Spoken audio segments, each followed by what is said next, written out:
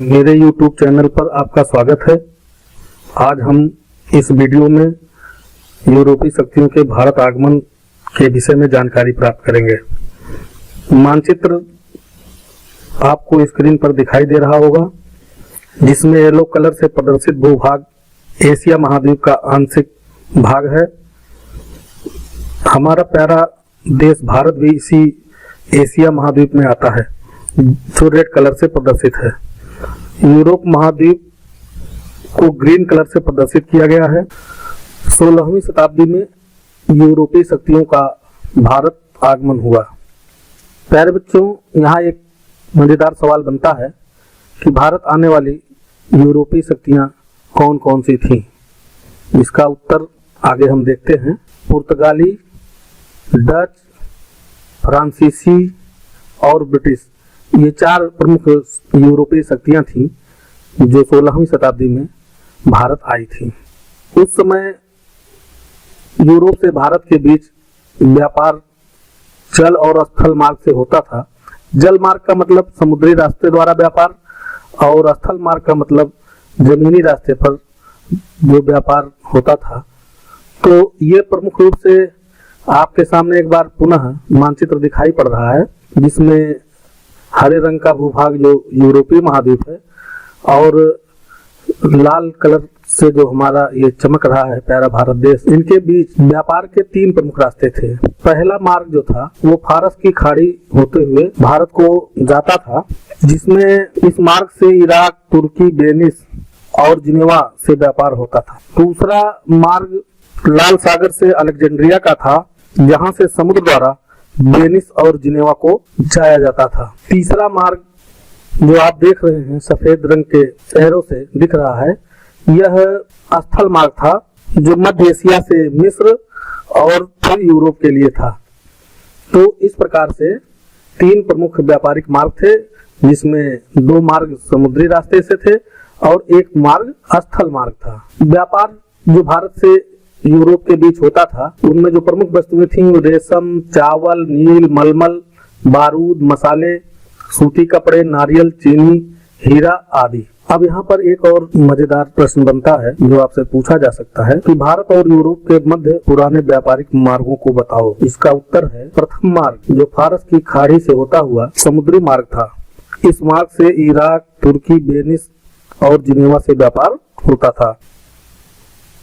दूसरा मार्ग, यह मार्ग समुद्री मार्ग था जो लाल सागर से अलेक्जेंड्रिया का था, जहां से समुद्र द्वारा वेनिस और जिनेवा को जाया जाता था। यह भी समुद्र के रास्ते व्यापार का मार्ग था। तीसरा मार्ग मध्य एशिया से मिस्र और फिर यूरोप के लिए था, और यह थल मार्ग था जिससे व्यापार होता था।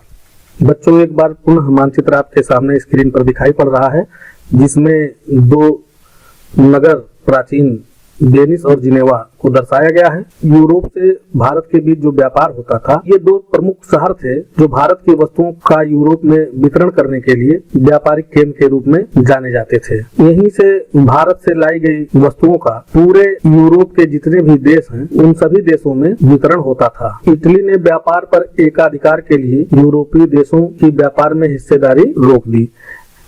अब यहाँ एक मजेदार प्रश्न आपसे फिर पूछा जा सकता है कि 16वीं शताब्दी में यूरोप और भारत के मध्य व्यापार के प्रमुख केंद्र कौन कौन से थे। तो आइए इसका उत्तर देखते हैं। इसका उत्तर होगा वेनिस और जिनेवा यूरोप के प्रमुख व्यापारिक केंद्र थे। आपको मानचित्र स्क्रीन पर दिखाई पड़ रहा होगा। इसमें पुराने व्यापारिक मार्गों को दर्शाया गया है, और ये जो हरे रंग का पेन है, यहाँ पर एक नगर स्थित है जिसका नाम है कुस्तुनतुनिया। अब ये कुस्तुनतुनिया शहर जो है व्यापार के दृष्टिकोण से बहुत महत्वपूर्ण था, क्योंकि सारे व्यापारिक मार्ग इधर से होकर ही जाते थे। 15वीं शताब्दी में 1453 ईस्वी में एक प्रमुख घटना होती है, जिसमें तुर्कों द्वारा इस कुस्तुनतुनिया शहर पर अधिकार कर लिया जाता है। और जब तुर्कों ने इस शहर पर अधिकार कर लिया, उन्होंने यूरोप और भारत के बीच व्यापार के जितने भी संचार के साधन थे उन सब पर रोक लगा दिया।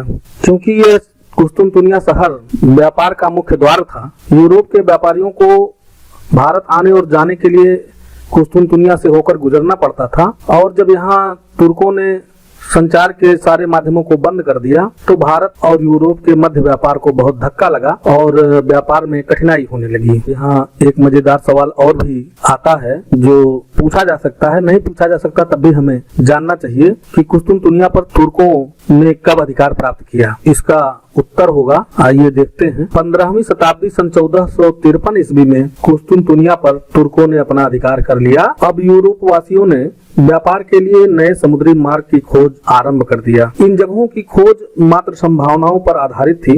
यूरोप के कुछ नाविकों ने उभरते हुए राज्यों के महत्वाकांक्षी राजाओं व रानियों को धन, धर्म और ध्वज के सपने दिखाए। धन, धर्म और ध्वज के सपने दिखाने का मतलब नाविकों ने अपने शासकों को समझाया कि अगर नए समुद्री मार्ग की खोज होती है तो उससे राज्य की आमदनी के लिए खजाना, कीमती धातु, सोना, चांदी व मसाले के व्यापार से जो कर मिलेगा उससे राज्य को फायदा होगा।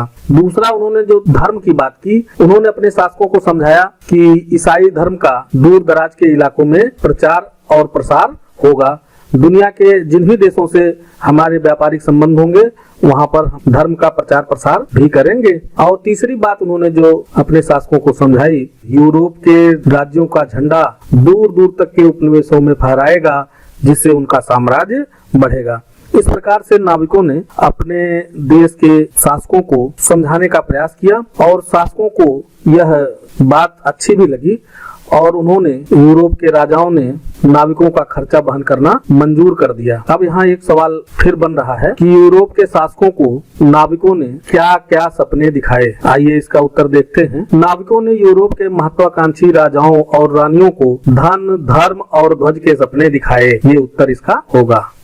मुझे आशा ही नहीं पूर्ण विश्वास है कि हमारा वीडियो आपको पसंद आया होगा। कृपया इस वीडियो को लाइक एवं शेयर करें तथा चैनल को सब्सक्राइब करें और हाँ, बेल आइकन का बटन दबाना ना भूलें। धन्यवाद।